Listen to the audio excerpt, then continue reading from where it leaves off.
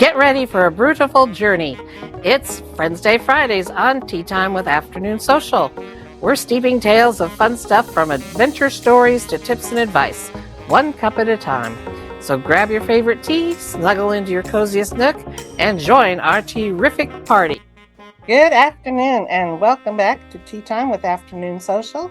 I'm Teresa Lauterbach, your host, and today is Friends Day Fridays, and we have our guest back from yesterday, Gina Ramsey.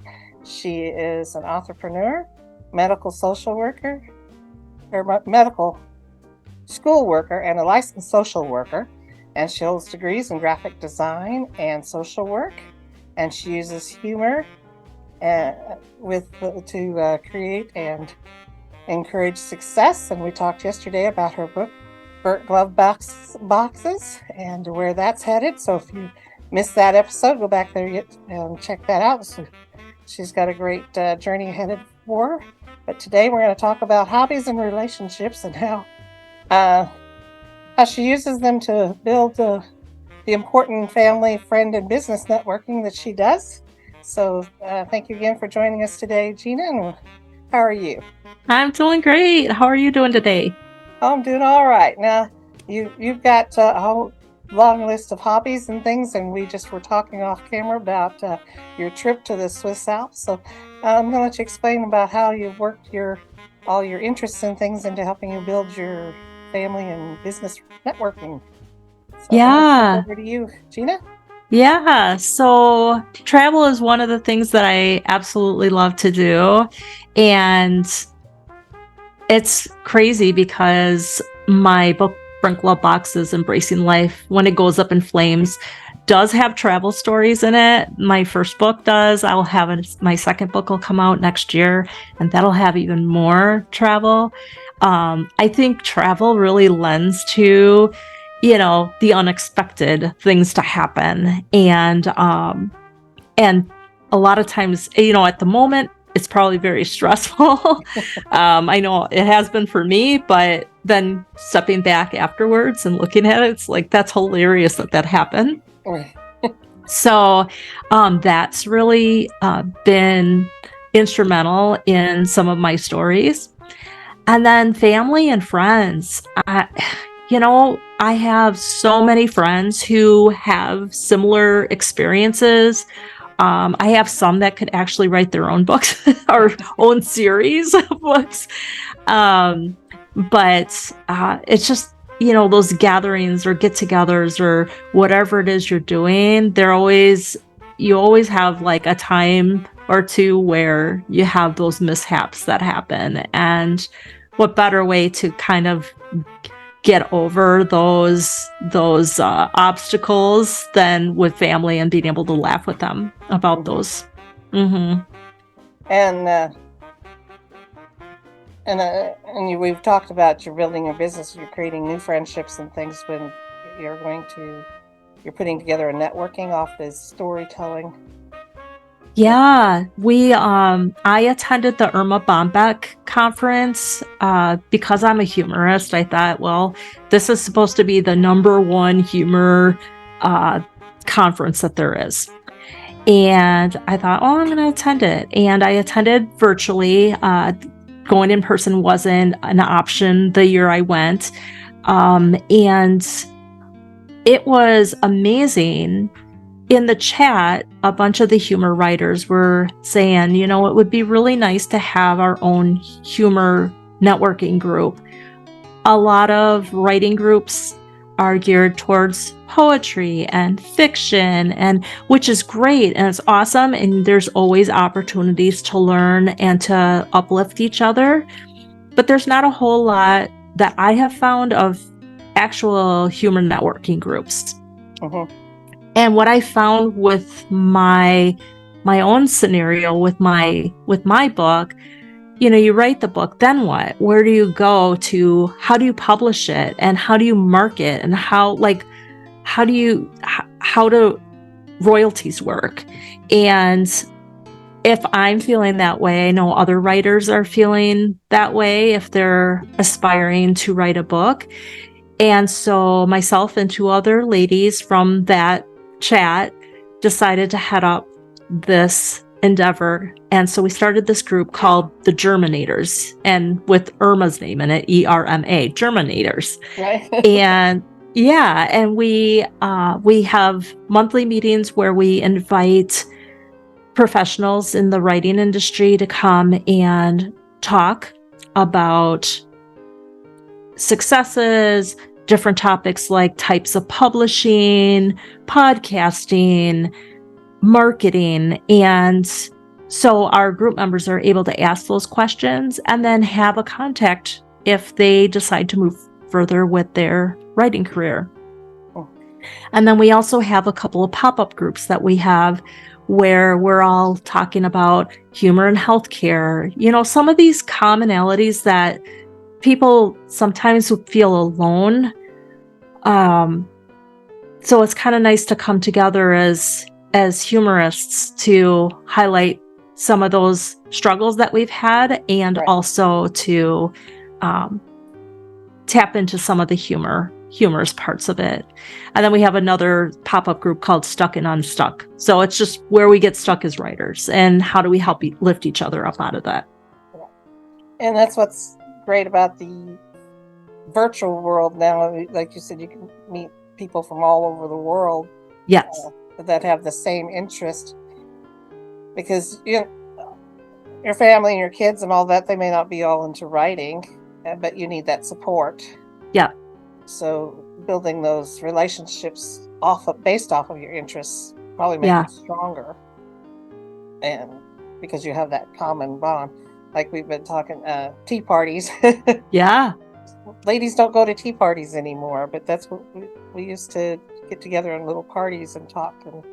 And I think women really need that, that support. And absolutely. Well, and we have a couple times a year where we break into twos. We'll go into the Zoom call and then we'll break everybody into twos, and we call it coffee chat. So, so whatever they want to bring, coffee, tea, water, vodka, I don't know. Hopefully not that early in the morning. But they really appreciate that too, because then you're getting to know one-on-one the other writer and what their goals are, and if there's any asks that they have or anywhere that they're kind of needing some guidance or suggestions. Right. And I think that even though the pandemic was difficult and not the greatest thing in the world, but I think it made people realize that how much they really need that human connection. Absolutely. Because then it was gone. So that's why I'm learning that podcasting is really fun, because I get to meet fun ladies like you. And yeah, absolutely. I've been keeping my list of where they come from around the world, and so I think getting these interests going, and then finding new interests and supporting them, because I never knew I would get interested in podcasting. Yeah. It's funny how life throws those curveballs, right? Right. It's the same for me with writing. I thought it was going to be a one and done. And once I got started in this whole process, I've found my passion. I've found what I've been put on this planet to do. And it's such an amazing feeling when that happens. And that's the key too. If you're not working in your passions and living them, you explained about you had that urgency to go on that trip to the Swiss Alps, but that urgency wouldn't go away until you did it. Correct. Right. So you have that urgency of trying to get something done, but if you don't know what your passion is, then you're never settled. Right. And you can't focus that way. Yeah.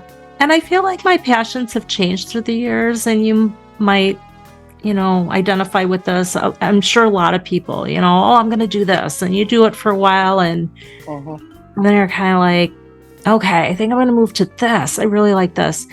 But the cool thing is how these things build on each other, right? So with my social work degree, like, this is what I do. I help people that I serve in the social work realm to find resources and to network and to find those paths to get to the resources that they need.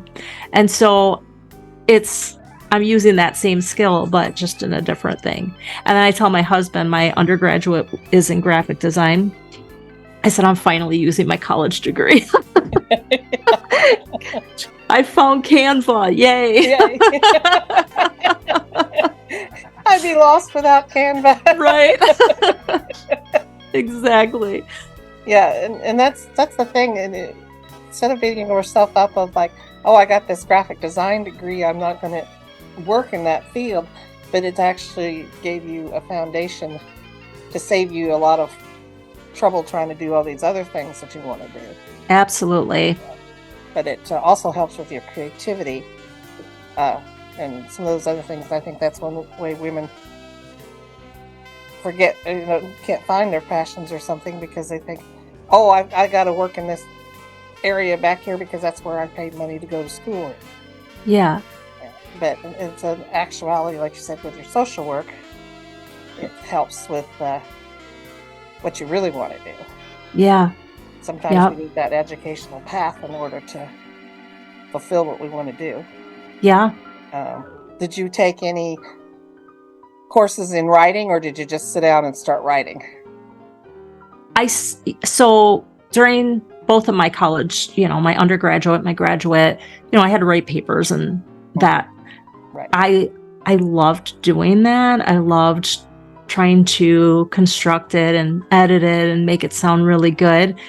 Hated it in high school. I didn't want to read the books that the English teacher wanted us to read. Gone with the Wind? What? Get out. Teen magazine, my thing. Right. But no, I did not take any classes. I actually, in that NaNoWriMo, I thought, I've got my outline. I'm going to start writing. And I just started. The one thing that they writing coaches will encourage you to do is just write. Don't edit while you're writing. Just write. If there's mistakes in there, you're going to clean it up later. Right. But get the words on the page. And so that's what I did. And during the time that I was writing this, I found this Leslie Leyland Field. She's an author. She's been a teacher in writing. And so she teaches memoir. And I tuned into some of her free classes. And then at the end, they're always like, we got this deal. But her deal was so great that, you're a part of this writing community. You can submit like stories that you write, but she teaches you the construct of writing, what's really should be in your stories. Bring in your reader next to you so they're experiencing this with you rather than just telling them the story. Right. And having that inner story, like what's so important about what you're saying in the story, and what did it mean to you, or what should this mean to your readers? And so I found that really helpful. I actually had to take a step, like stop writing for a little bit and just take a step back and think about the stories I was writing, because a couple of them I was struggling with, because she teaches you to be compassionate. And one of the stories, my daughter and I always seem to get drawn in by people who want to talk about like what seems like nothing. Like they just go on and on and on. So we had this happen. I won't disclose anymore. It happened on a vacation. And Leslie's lessons helped me to, instead of making it sound like I'm just going to use the term bashing this person for, going on and on and on and on. I was able to put the twist in the story, to really step into his shoes and what he may have been experiencing or struggling with at that time when he saw two people who were willing to listen to him. And so I really felt like that helped the story. by being able to have that compassion and really look at it from the other side. Yeah, exactly. Okay, well, it looks like we're getting short on time here today. Oh. That's okay. Do you have any more last bits of insight as to how people can use their relationships and with their hobbies to get together? Yeah, I think that especially with the writing career, relationships are so important, getting to know your people. But I think that, like with any type of career, like building those relationships and your resources, and you never know who knows somebody else who can help you to advance in your career. So always being open to meeting new people, I think, is really key. Fabulous. Well, thank you again for joining us on Friends Day Fridays, and Gina will be back with us tomorrow on Show and Tell Saturdays, where she'll talk to us a little bit more about the business of humor and how she's intertwined her humor into her business. And so thank you again for joining us today, Gina, and we will see you tomorrow. Thank you.